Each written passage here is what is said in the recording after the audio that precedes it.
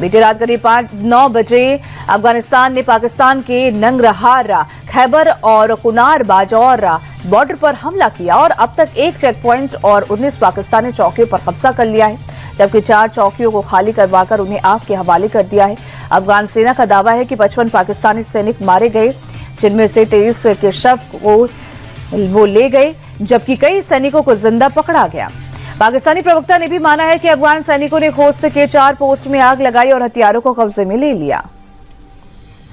पाकिस्तानी सेना ने भी अफगानिस्तान में ताबड़तोड़ बमबारी की है। पाकिस्तान का दावा है कि उसने 130 से ज्यादा अफगानी फोर्स के सिपाहियों को ढेर कर दिया है, साथ ही 27 चौकियों को भी बर्बाद कर दिया। पीएम शहबाज के प्रवक्ता मुशर्रफ जैदी का दावा है कि पाकिस्तानी एयर स्ट्राइक में अफगानिस्तान के 80 से ज्यादा टैंक के साथ साथ बड़ी तादाद में आर्टिलरी और मैन पावर खत्म हो गई है। पाकिस्तान ने अफगानिस्तान के साथ जंग का ऐलान कर दिया है। पाकिस्तान के रक्षा मंत्री ख्वाजा आसिफ ने कहा कि पाकिस्तान और अफगानिस्तान के बीच खुली जंग छिड़ गई है। Social media expert Khawaja Asif ने आरोप लगाया है कि अफगानिस्तान की तालिबान अथॉरिटी आतंकवादियों को इकट्ठा करने में लगी है। ख्वाजा आसिफ ने कहा कि पाकिस्तान की सेना समुद्र पार से नहीं आई है, हम आपके पड़ोसी हैं, हम आपके अंदर और बाहर की बातें जानते हैं। पीएम मोदी देर रात इजरायल के 2 दिवसीय दौरे से दिल्ली वापस लौट आए। प्रधानमंत्री की इजरायल यात्रा काफी सफल रही। पीएम मोदी और पीएम नेतन्याहू के बीच हुई डेलीगेशन लेवल की बैठक में दोनों देशों के बीच 27 समझौतों और एमओयू पर मोहर लगी। डिफेंस, शिक्षा और एआई के क्षेत्र में आपसी सहयोग को बढ़ाने पर सहमति बनी। साइबर सुरक्षा के मद्देनजर भारत में साइबर सेंटर ऑफ एक्सीलेंस बनाने पर मोहर लगी। मैन्युफैक्चरिंग, यूपीआई इस्तेमाल और मत्स्य पालन को लेकर भी दोनों देशों में अहम करार हुए। भारत और इजरायल के बीच कई ऐसे समझौते हुए जिससे रक्षा और एआई के क्षेत्र में भारत को नई उड़ान मिलेगी। समझौतों के बाद प्रधानमंत्री मोदी और पीएम नेतन्याहू ने साझा प्रेस कॉन्फ्रेंस की। प्रधानमंत्री मोदी ने कहा कि इजरायल आना मेरे लिए गर्व और भावुकता की बात है। प्रधानमंत्री ने इजरायल के साथ स्पेशल स्ट्रैटेजिक पार्टनरशिप की बात दोहराई और जल्द ही फ्री ट्रेड समझौते को अंतिम रूप देने की भी बात कही। आतंकवाद पर चोट करते हुए पीएम ने कहा कि आतंकवाद किसी भी रूप में बर्दाश्त नहीं है।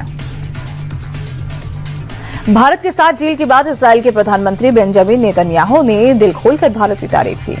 साझा प्रेस कॉन्फ्रेंस में नेतन्याहू ने कहा कि भारत और इजरायल में डील बेहतरीन पल है। भारत में अपार क्षमताएं हैं, हम दोनों ही देश भविष्य को लेकर प्रतिबद्ध हैं।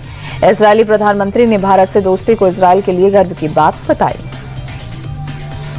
पीएम मोदी के इजरायल दौरे पर जम्मू कश्मीर के पूर्व सीएम और पीडीपी चीफ महबूबा मुफ्ती ने तीखा हमला बोला। इजरायल के पीएम बेंजामिन नेतन्याहू को अपराधी बताते हुए कहा कि एक अपराधी को गले लगाना अच्छे संकेत नहीं है। महबूबा मुफ्ती ने पीएम मोदी के इजरायल दौरे को देश की पॉलिसी के खिलाफ बताया और कहा कि पूरा देश इजरायल के खिलाफ है और पीएम नेतन्याहू के खिलाफ है।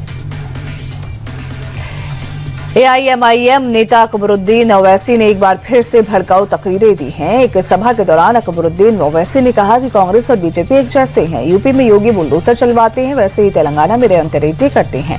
जब हमारा मामला आता है तो सब एक हो जाते हैं। हर किसी ने हमको जख्म दिया है। इन्हें मुसलमानों और हमारी शरीयत से दुश्मनी है। अजित पवार प्लेन क्रैश मामले पर महाराष्ट्र सीआईटी का बयान सामने आया है। एजेंसी के मुताबिक हादसे से जुड़े कई अहम सबूत इकट्ठा कर लिए गए हैं। जांच प्रोफेशनल तरीके से की जा रही है। हादसे के वक्त प्लेन में तोड़फोड़ या आपराधिक लापरवाही के एंगल से भी तफ्तीश जारी है। बताते चले कि 28 जनवरी को महाराष्ट्र के बारामती में पूर्व डिप्टी सीएम अजित पवार का प्लेन क्रैश हो गया था। प्लेन में सवार सभी 5 यात्रियों की मौत हो गई थी। महाराष्ट्र के डिप्टी सीएम सुनेत्रा पवार को एनसीपी अजित गुट का राष्ट्रीय अध्यक्ष चुन लिया गया है। कार्यकारिणी की बैठक में सभी नेताओं की सहमति से ये फैसला लिया गया है। सुनेत्रा पवार के नाम का प्रस्ताव प्रफुल्ल पटेल की तरफ से रखा गया था। इस पर सभी नेताओं ने सहमति दिखाई। पिछले महीने हुए प्लेन हादसे में अजित पवार का निधन हो गया था, तभी से पार्टी के राष्ट्रीय अध्यक्ष का पद खाली था।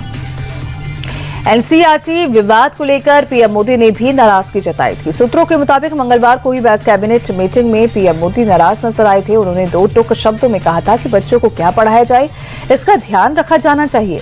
आपको बता दें कि पूरा विवाद एनसीईआरटी की 8वीं कक्षा की किताब में जुडिशियल करप्शन चैप्टर को लेकर है। हालांकि अब किताब को विड्रॉ कर लिया गया है।